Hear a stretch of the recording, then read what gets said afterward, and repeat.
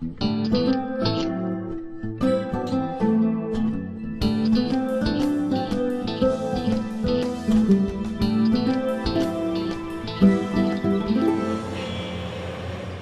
la phase de travaux, une étude géotechnique permet de déterminer plus précisément la nature des sols et de procéder à leur classification. Cette opération commence par le prélèvement d'échantillons lors de sondages.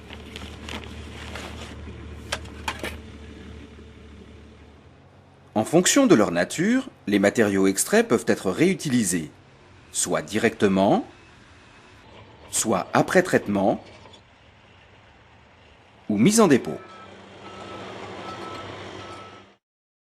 Un sol est constitué d'un ensemble de grains de dimensions différentes. Les éléments les plus gros sont des éléments rocheux. Les éléments moyens sont des graves ou des sables. Les grains les plus fins, en dessous de 80 microns, sont appelés fines, jusqu'aux argiles inférieures à 2 microns. Ce sont eux qui, en retenant l'eau, vont donner au sol ses caractéristiques et son comportement. Un sol est classé en fonction de la proportion de chacun de ces éléments. Le GTR, Guide des travaux routiers, distingue 4 grandes familles de matériaux. Les sols dans lesquels la taille maximale du grain reste inférieure à 50 mm, les sols dans lesquels la dimension des grains dépasse 50 mm, les matériaux rocheux ne comportant pas d'éléments fins. La répartition dans ces 3 catégories est affinée en laboratoire par une analyse granulométrique. Cet essai est normalisé.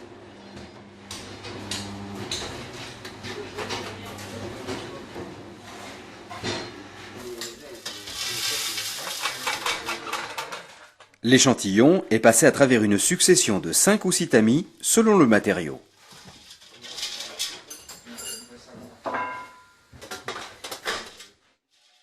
Voici 3 tamis avec des mailles de plus en plus resserrées.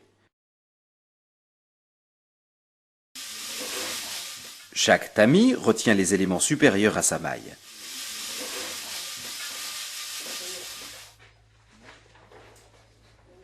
Après séchage et pesage, on peut dessiner la courbe granulométrique. On obtient la proportion d'éléments pour chaque grosseur de grain. Les mailles s'étalent du 80 microns, c'est-à-dire 80 millièmes de millimètre, au 150 mm. Cet essai permet un premier classement des matériaux. Pour les sols dont les éléments ne dépassent pas 50 mm, le tableau distingue les matériaux dont le pourcentage de fines passant à 80 microns est inférieur à 12%, ce sont des sables et des graves. Entre 12 et 35% de fines, des sols sablo-graveleux riches en fines.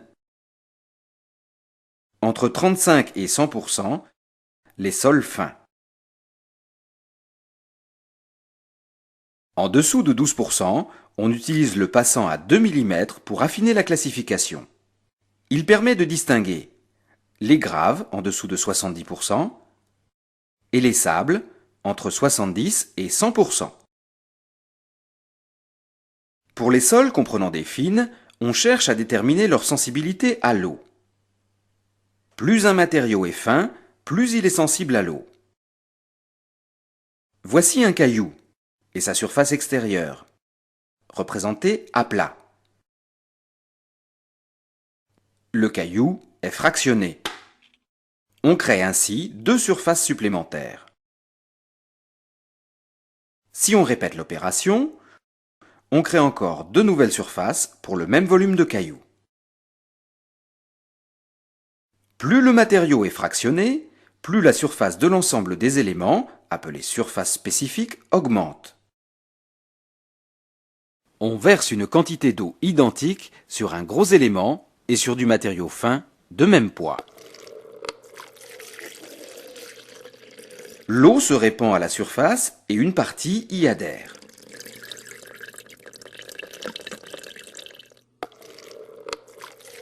La plus grande surface des petits éléments absorbe davantage d'eau. Plus un matériau est fin, plus il retient l'eau.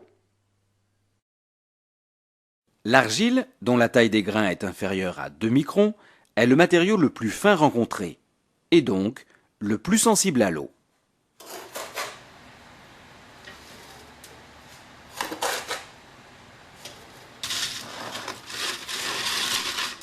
Pour rechercher la présence d'argile avec un matériau visiblement peu plastique ou plutôt sableux, on utilise l'essai au bleu de méthylène.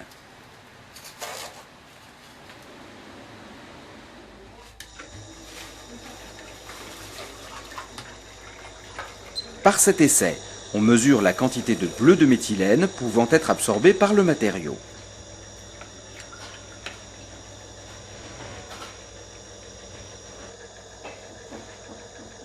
Plus il est absorbant, plus il contient d'argile.